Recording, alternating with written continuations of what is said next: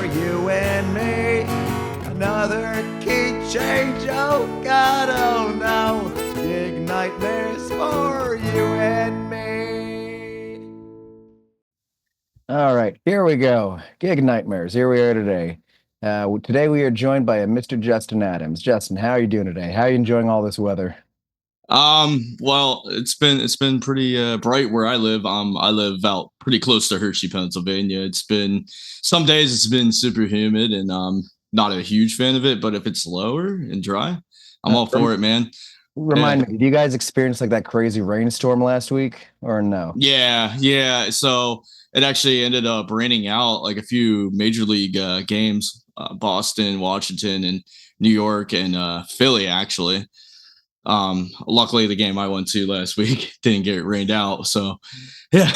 Nice. So yeah, we experienced a lot of rain. Yeah, quite frankly. Yeah, I was playing a gig down by the shore when that happened. I think it was Thursday. We got through about maybe 10 songs or so, and all of a sudden the weather just starts going crazy. Like cymbal stands start falling over, mic stands start falling over. The speakers nearly fell over. Oh my God.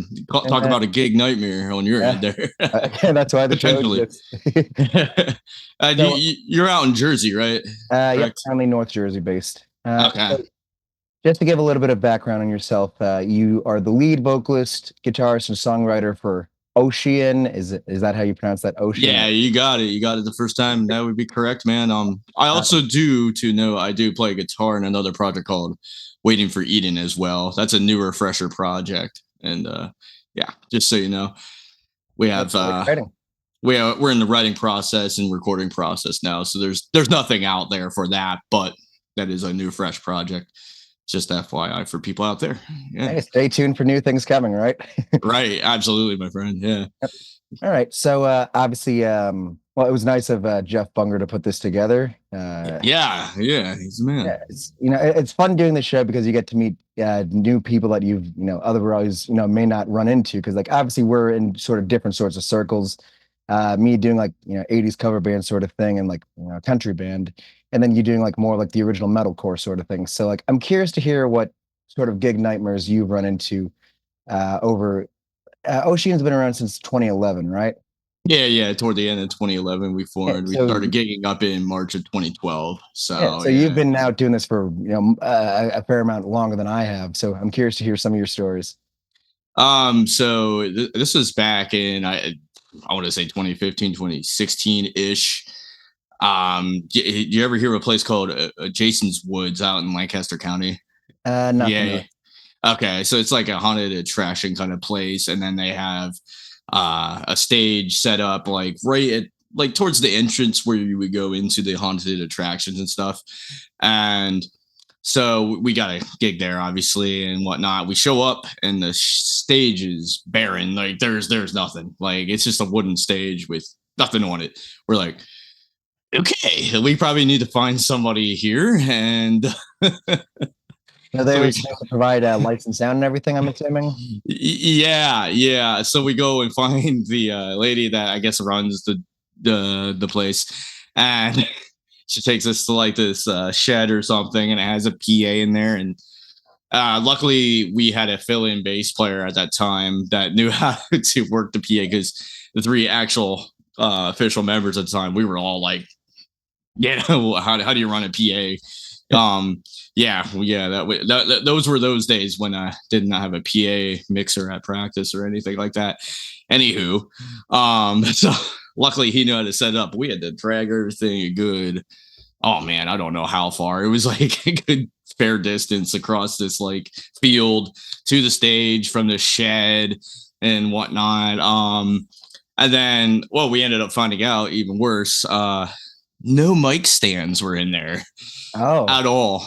And again, this was, I would say this was a lesson that like, yeah, you probably should contact our promoters beforehand and ask them what we need to bring and whatnot. So that was a lesson learned there. But so we had no mic stands, and then 30-degree weather as well. So that was nice outside, by the way, too. Ah, Yeah, I see this is going. Luckily, I have a lovely mother, and then the wife of the guitarist I had at the time. She was very supportive too. They held the mics for us. the whole Yeah, show. yeah. And 30-degree weather, we're spitting everywhere because you're staying Yeah. in. Everything's going everywhere. I felt bad. I was like, oh God, wash their hands after this, Are please. there any like pictures or videos from that show? If I could go and find any, probably not because it's not like we had like a mad big crew there for it and stuff at this point. And if anything, the people that would be taking pictures at Yeah, that they were show holding the would have been mic. my mom and then my bandmate's wife. So I don't think there is, but if there is, I gotta. I'll ask around. I'll ask my mom see if she has it like somewhere on her computer or something. She has a bunch of stock So footage remind me, how somewhere. long was the set then? Yeah, that's good to know Like, too. how long were they there setting the microphone? So so we played 3 hours. No. We did hour and a half intervals, but yeah, 3 hours of that. Yeah, Oh no. yeah, it was quite an event, and like we have guitar solos in their songs and stuff. I couldn't even move my fingers, even play them efficiently. I had to like simplify them, like any hammer-ons and stuff and whatnot. Oh man, it was. That's awful. It's just like Amazing. I laugh about it too. It's just kind of funny thinking about it. It's like, yeah, we got through it. It was an experience, a lesson for sure. Like those outdoor gigs in fall and God forbid winter, they can get pretty brutal. I'm fortunate to not have had too many of them, but Good. one buddy, he used to play in like I don't know, it was like covers, but like doing like a lot of like deep cut Metallica, like 80s, Ooh, like Fight Fire with Fire and stuff like that, as yeah, opposed to like Enter very Sandman. technical Yeah. and stuff. But Yeah. so they're playing this and they're playing Creeping Death and they're outdoor and like I can't remember if it was November or December, but it was like cold enough that like well they brought me up to do like For Whom the Bell Tolls, which is obviously one of the easier ones, but even just doing like I'm thinking, why Oh can't yeah, I move? yeah. There's that bass lead at the beginning. Yeah, Oh yeah. yeah. So I got you. Yeah. There's some technicality going on there. Yeah, for Yep. sure. A little bit anyway. Yeah, anyone Yeah, who can like actually play shows and like still move their hands in that sort of weather, props to them. I can't do it. absolutely. No doubt.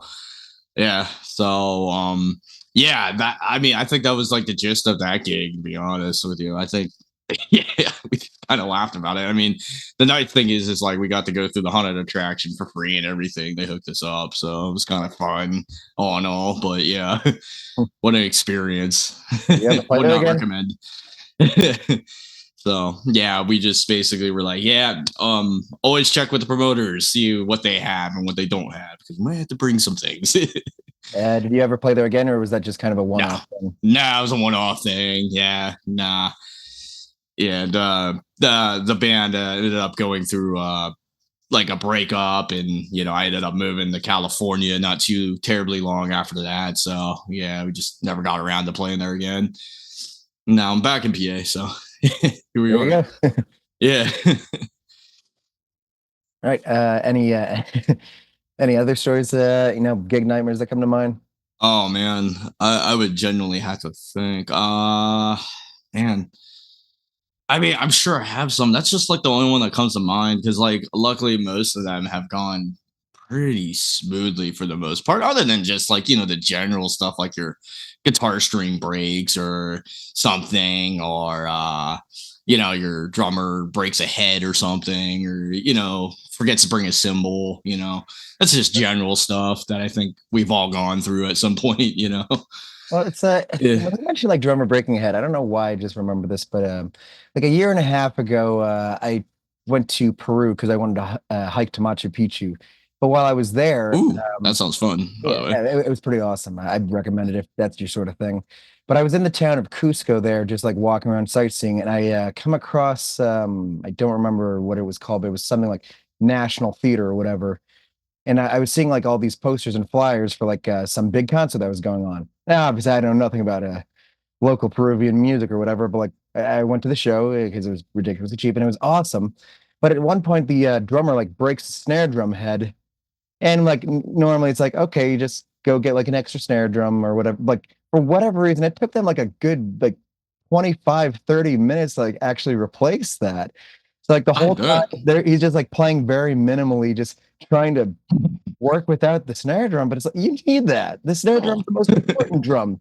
Indeed is. Yeah, Yeah. not that I'm a drum guy, but I would say, yeah, just from my little bit of knowledge, yeah, that snare is Yeah. pretty vital. Yeah, no doubt. Yeah.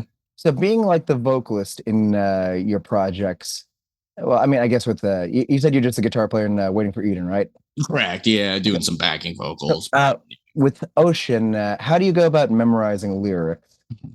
oh man, that is not my strength, to be honest with you, is remembering lyrics. It's just really how I go about that is so I can actually play something live and not be like, oh, ooh, ooh, what was that word? What was that line?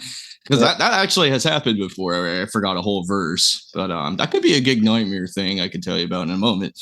But yeah, I just generally speaking, just kind of have the lyrics kind of written down on a notepad or something like that on my computer, and I just honestly just go through it 100 million times. Like it's nothing unique or anything like that. Just like anybody else would. I think you would. You're a guitar player, correct? If I'm not Yeah. mistaken. Yes. Yeah. So yeah, you play something 300 times, until I mean you're never satisfied, but until you're semi comfortable and you had the muscle Yeah. memory down and stuff.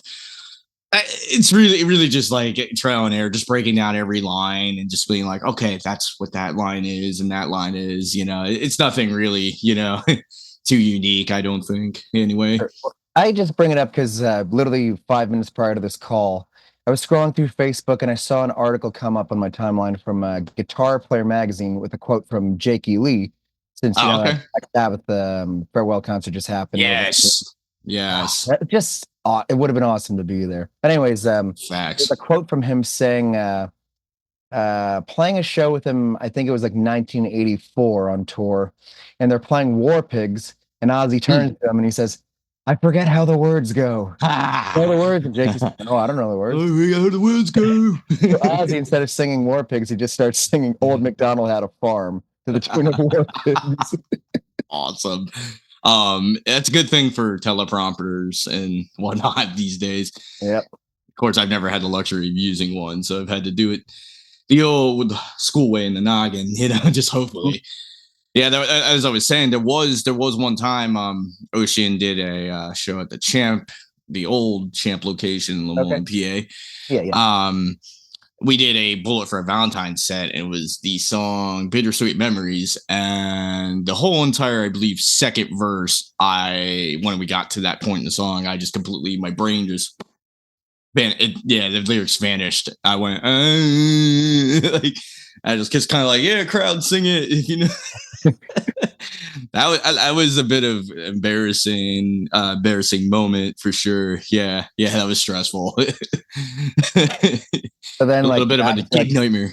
yeah, but like obviously, like it sometimes it's a cop out, sometimes it's an audience participation saying, "Okay, you guys sing the next." Yeah, It's kind I of funny. totally know it. So with the '80s God. band, I think it happened maybe a month ago. We were playing down by the shore, and we're doing "Don't Stop Believing," and Ooh, uh, proud police are there. yeah. But anyways, so obviously everyone knows that song has a billion whatever streams on Spotify. So Thanks. when we do that, sometimes the girls in our band, the singers, they hold out the microphone and say, "Okay, we want to hear you sing," and then audience sings the whole first verse, and it's great and whatever. Word. So I don't remember exactly how it happened, but pretty much she, one of the singers was holding out the mic, then trying to get them to start singing the second verse. But instead of doing that, I don't know exactly how it happened, but we just skipped all the way to the last chorus. Oh, for real? We skipped like the whole second verse, like the build up, Nobody the noticed. guitar solo. Somehow we just skipped all the way right to the end of the song. That's how it be sometimes. Like you're just like, how did we get here? So like I'm completely okay with it because like I've played "Don't Stop Believing" a million times already, and I'm unplugged. Right. I'm gonna play it a million more times. Like it's just one of those songs that if you're in a cover band, you inevitably have to do. Yeah, So, yeah, at some point. like any sort of shortcut to the end, I'm all right with it. Yeah, even Steel Panther did that song, you know. They Sure. didn't they didn't even, make it funny or anything. So yeah, I mean, I think if you're in yeah, that they're a cover band, but you know what I mean. Yeah. Yeah, yeah. Everybody does it at some point. Yeah. So to But contrast the theme of the show a little bit, what's the best memory you have of playing music? best memory of playing music. Oh man. I mean, for all the bad stuff, like there's a lot of good stuff. One of the well, I mean, besides that bullet set having that verse uh being vanishing from my memory, that was actually a really good memory for sure. I wouldn't say that was the best. There's so many. Oh man. I I mean, geez, probably the first time I ever played in front of like a sizable crowd of a few hundred people back in, I believe, January 2013. It was, yeah. I opened up for Ice Nine Kills for the Oh first time. wow, that's pretty That cool. was cool, and yeah, I mean, whereas they have gotten a lot bigger since then, which is cool. Um, they were doing more like just clubs and stuff like that at that point, but they were filling out the venue, the Champ actually, the same venue that I mentioned a tad earlier. Yeah, that was cool. There was a good, that place was full. I want to say 400 roughly, if I am not mistaken. That was like the first time I ever was like, whoa, this is what it's like to play in some type of crowd, you know what I mean? Other than just 20, 30 of your friends or the other bands, or your mom and dad and whatnot. Sure. Yeah. I'm not sure if you would relate to this, but like, I mean, I feel like anyone like has the experience of like playing to a huge crowd and like playing to nobody. Like, I'll be honest, sometimes I really like those playing to nobody shows because like it's almost like kind of Something intimate about it, if you will. Yeah. like that, and also like it is like a little bit less pressure where it's like you feel more inclined to like improv a little bit, do things a little bit different, try something new, and then think, oh wait, that was kind of cool. Now we can do this for like the next time it's playing in front of a bigger crowd. Fair enough. Yeah, to be honest with you, I actually prefer the larger crowds because at the end of the day, you can't see as many individual faces and whatnot. They're just kind of, it comes a mass of something, and the energy, and people tend to be more energetic when there's a crowd and stuff. They're a little less Sure. self-conscious and whatnot, so that makes me a little less self-conscious, having the crowd energy, people just kind of going crazy. I feed off of that too, and yeah, it just goes, back and forth, so personally, I like when the crowds are bigger, but yeah, there is something cool like when you play in front of a few people that are really, that actually get into your set and whatnot. That is cool too, though, because you can actually see that more so Sure.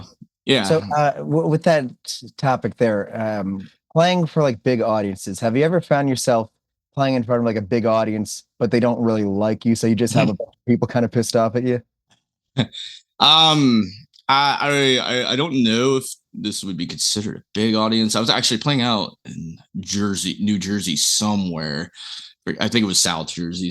I forget what exact location was, but there was maybe it was like a smaller festival, and I think it wasn't like we were on a big stage or anything, but I think there was like maybe like 50 people watching us. It was just okay amount of people, I guess, for a local band. But there was definitely people there like, yeah, like what Thanks, is Paige. this? What is this crap? Like, give me that look, like, because I'm one of those people that I do read the crowd, and I look around, just kind of see like what's going on. It's like a second nature thing for me. So yeah, I mean, I don't care personally. I'm gonna do what I wrote and what my band rehearsed regardless, but yeah, and it's not like I've had anybody like straight up just like come up to me going like, "Oh, you're you know, like Yeah, screw yeah. you, yeah, just saying something terrible to me, like. But I've had bandmates say that they've heard some horrible things about us while they were playing. I'm like, huh, okay, good thing I'm blabbing or going because I can't hear it anyway. But Yeah. I've seen somebody like point and laugh at us, but that just causes me to like stare them down more and make them feel more self conscious. I get like that. Yeah. Well, So I bring it up because, like, I think recently, like, when was it? Back in March, I was touring over in Europe, doing a few shows, opening for Taria and Marco from Nightwish, if you remember I Nightwish. wish, yeah, okay, no, And we were bit playing like, familiar. yeah, so we were playing like 1,000 cap rooms. We were in Slovenia, That's good stuff. Croatia, and then Oh, you're good a for you, man. 3,000 cap room. But what I Wow. remember, I think in Croatia, it was either Croatia or Hungary, when our singer, she was announcing us saying, "We're a band from the US." And we were hearing like, actually like a little bit of booing because of that. I think it was Hungary because like around that time, I think Were the we Hungarian unpopular? prime, hmm? Was American unpopular around the time you Yeah, did there was that? like literally that week, I Okay. think the Hungarian prime minister met with the US president, and that was, I guess, kind of viewed as an unpopular thing over there. I'm not, Really? I'm obviously not up to date on Hungarian politics, but No. yeah, I announced that, and then you hear like a fair amount of booing, which, well, yeah, like if it's just like 3,000 people and just like four people on stage, that's a little bit intimidating. But I can imagine. fortunately, like we did win the crowd over, and ended up being a great Good. set. Yeah, because it's like, what can you do? Sorry for being from America, yeah, But good thing you won him over, regardless. So that's good stuff, bro. Yeah. Yeah, Like it really is one of those things where like music is sort of like the universal language that transcends, any sort of like boundaries or borders or whatever. That's word. Yeah. That's kind of how, yeah, you did mention, you did touch on the back to the beginning, like there was people coming from all over the world to see Sabbath for the last time and all those other bands that played, of course. And you're right, like it does. That's what music does. It does connect us, and even if we have slightly different political views and sexualities and races and lifestyles, it's like the music brings us all together. Just kind of connects us. sure. And So the that's a fact that beautiful like, thing. oh yeah, and the fact that like it was like the original four guys up there doing it, because like, I mean, there's like a fair amount of debate over it, but like I'm usually in the camp that says Black Sabbath is the first heavy metal band. I'm usually of that opinion. So to see like It's those fair to four say, I think. guys from the beginning still up there, just to wrap it up 55 years later, that's amazing. I think it's a great. Yeah. Yeah. Kudos to Ozzy for, like, still, even though he had to sit down, still, performing and whatnot and pushing through and sounding pretty good considering his situation. Well, You I'm not know, sure if you like watched the fan film videos or like the live stream. I haven't really seen much of the live stream, to be honest. I seen bits and parts of the live stream on YouTube before copyright police came and took Yeah. it down. So I had to subject myself to watching fan videos Yeah. yesterday. Yeah, so Well, kind of a mix. so the interesting thing about that, and I have no idea, I can't confirm or deny if it's true or not, but the thing I was hearing, since there was like a 2 hour delay with the live stream, from when the show was actually happening, taking into consideration time zones also. Uh, there was like a I, 2 hour delay with the live stream, I heard something about that. and people were saying that Ozzy's vocals were being edited to make them sound a little bit better in the live stream. Now, Hmm. again, I'm not sure if that's true, or I haven't personally seen the videos, but even if that is the case, like I'm not a fan of that per se, but like the way I looked at it, even like watching like the fan videos of like him doing like War Pigs, yeah, it doesn't sound amazing. It sounds off key, but that's not the point of it. It's Ozzy being up there doing his final show on his own Exactly. terms, just as a celebration for all the fans. It's not, oh, I wanted to, hey, you're out of tune. No, that's not what it's about. Exactly. Yeah. Exactly. And with all that considered, I think he did fine. Yeah. I'm not gonna expect him to sound like he did in the 70s or 80s. Especially him being 76 and having Parkinson's. Oh my Mhm. goodness, like that's rough. My grandma had that, so yes, watching somebody go through that's not easy. So I mean, props to the man. Absolutely. And Yeah. then even like Jakey Lee, being up earlier in the day to play. Yeah, he showed up like a minute or two late. That was hilarious, to be honest. I died. Yeah, but Like he that. killed it though. Oh yeah, Yeah. I mean, again, like he got shot a couple months ago, if you remember. Did he? Oh No, yeah, I didn't even hear about that. I mean, Wow. not to make an unfortunate pun, but yes, he was walking his dog at like 3 in the morning, I guess, and he was shot in the dark. Ah, I see what you Terrible did pun, I'm there. sorry, but yeah, that's what happened. But like, he has that, and he's also like dealing with arthritis. But well, he still got Oh, up there and he played. played well. Yeah. I didn't know any of these factors. Well, good for him. Hmm. It's just awesome, man. I mean, I think it really is just like the persistence of live music and just doing everything at all uh, costs to make it happen. And that's kind of like pretty much what this show is about. Just all these crazy things happen, but the show must go on, you know? Right. I think like Alice in Chains had a bunch of shows canceled right around the dates of the back to the beginning thing, but they still committed to that date. I think it was something with their drummer, medical condition or something. So yeah, I mean, just making it happen. Yeah, exactly. Yeah, alludes to that point. All right. Yeah. So I guess before we wrap things up, is there anything you want to be promoting? I remember Oshian, the last EP was Losing Grip, right? Living Grip 23? 23 that came out. Yeah, that's the thing I'm really focused on promoting right now. I do have a full length album that came out in 2018 called Argument of Fools, and that's on all your streaming platforms and stuff, and YouTube, you name it. You type it in, you could probably find it anywhere. Yeah, but those are the two bodies of work I have with Ocean. Of course, like I said, Waiting for Eden, we're just in the studio right now, and we're actually writing songs as we speak. So we should have some stuff I want to say in a few months. That's still up in the air, but we'll have something out with that. Um, Ocean's kind of the same way. We're not playing live at the current moment, but still in the writing process with that as well. So yeah, lot of writing and studio stuff just going on with both projects right now. But at least Ocean, hey, there is something for you to go listen to. Awesome. If you wish to. Yeah.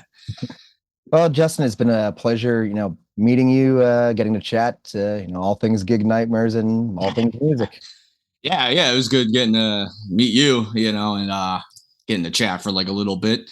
I'll be honest, I'll have to go check out your stuff. I can't say I've had a chance to go do that yet, but I'll have to go do that.